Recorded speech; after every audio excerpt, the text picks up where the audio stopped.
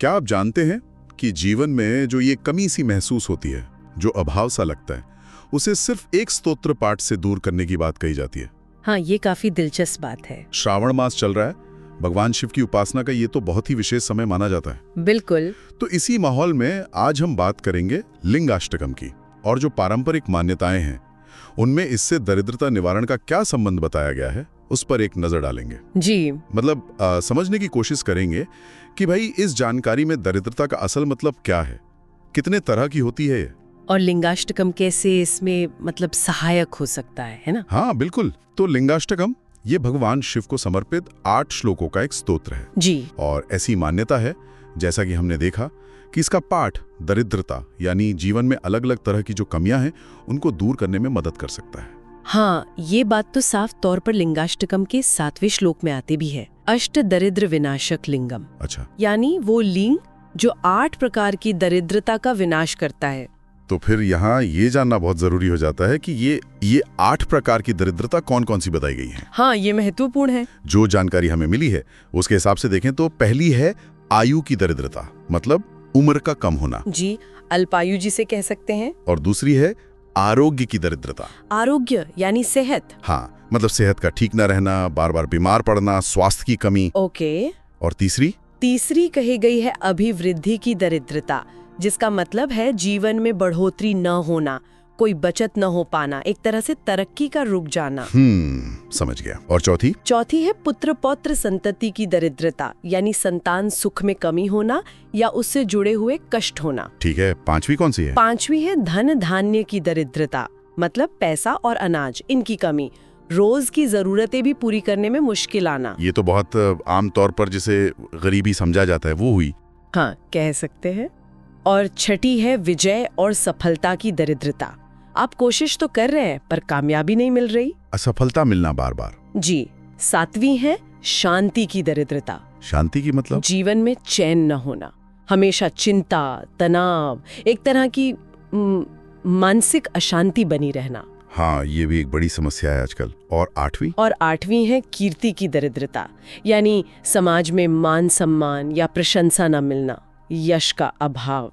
अच्छा, तो ये 8 मुख्य प्रकार बताए गए हैं। जी हाँ। इस बारे में श्रीमद् भागवत में भी दरिद्रता के कुछ और लक्षणों का जिक्र है ना? जी बिल्कुल, वहाँ भी कुछ बातें बताई गई हैं, जैसे जो व्यक्ति हमेशा असंतुष्ट रहता है, जिसके मन में बहुत ज्यादा लालच या तृष्णा भरी हुई है, जो जरूरत से ज्यादा कंजूस है, जिसका अपनी इंद्रियों पर मतलब सेंसेस पर कंट्रोल नहीं है, ये लक्षण भी दरिद्रता के सूचक माने गए हैं। अच्छा, कंजूसी और इंद्रियों पर कंट्रोल ना होना भी। जी, और इसके अलावा ये भी कहा गया है कि जिसे बड़ों का आशीर्वाद ना मिले, बड़े मतलब देवता, गुरुजन और परिवार के बुजुर्ग, उनका स्नेह या आशीर्वाद जिसे प्राप्त ना हो, जो अपनी बात का पक्का ना हो, मतलब वचन का कच्चा हो। हाँ, वादे करके भूल जाना या तोड़ देना। बिल्कुल।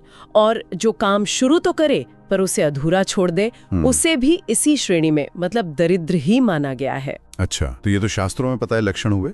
रोजमर्रा की जिंदगी में भी कुछ ऐसे संकेत होते होंगे? हाँ, बिल्कुल। कुछ व्यावहारिक लक्षण भी बताए गए हैं, जैसे पैसा कमा ही ना पाना या कमा तो लेना पर उसे बचा ना पाना, संचित ना कर पाना, अच्छे कामों में रुचि ना होना, जैसे रोज नहाना या साफ सफाई का ध्यान ना रखना, या फिर ध्यान, पूजा पाठ, दान पुण्य, दूसरों की मदद, इन सब में मन ही ना लगना। ये तो अंदरूनी बातें हुई। कुछ बाहरी निशानियां भी हैं क्या? हाँ, बाह्य निशानियों का भी जिक्र है, जैसे चेहरे पर वो चमक, वो तेज ना होना, कांति की कमी, शरीर का बहुत ज्यादा दुबला पतला होना, अच्छा, मैले या फटे हुए कपड़े पहनना।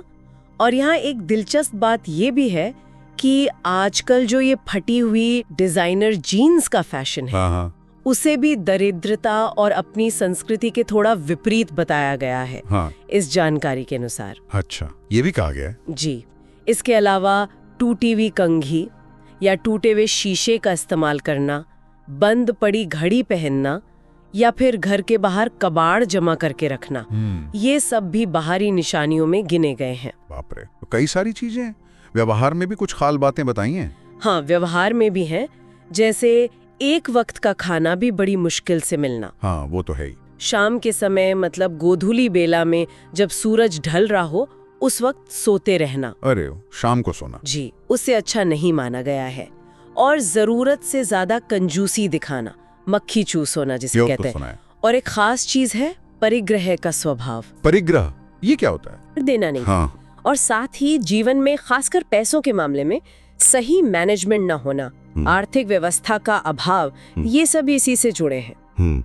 तो ऐसा कहा गया है कि ये सारे लक्षण या तो दरिद्रता के कारण है या फिर उसके संकेत हैं। और इसमें ज्योतिषीय कारण और वो संचित पाप वाली बात भी है। हाँ, उसका भी जिक्र आता है। ज्योतिषीय कारण हो सकते हैं या पूर्व जन्मों के कर्मों का फल, जिन्हें संचित पाप कहा जाता है।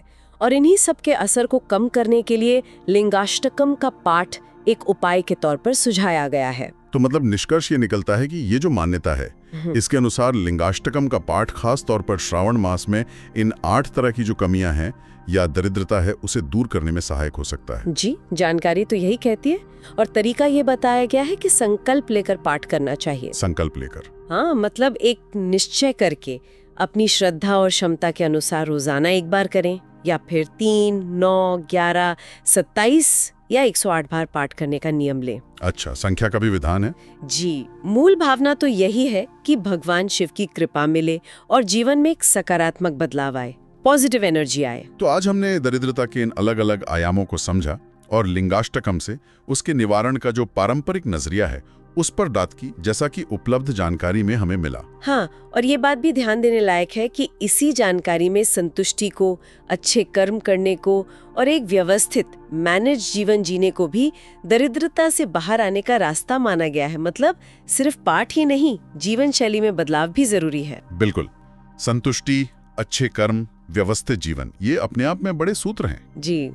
तो अंत में एक सवाल शायद हम सबके मन में आना चाहिए कि ये जो लक्षण बताए गए हैं, क्या इनमें से कोई हमारे अपने जीवन में या हमारे आसपास नजर आता है? सोचने वाली बात है। और अगर हाँ, तो उन्हें दूर करने के लिए कौन सा एक छोटा सा सकारात्मक कदम आज ही उठाया जा सकता है?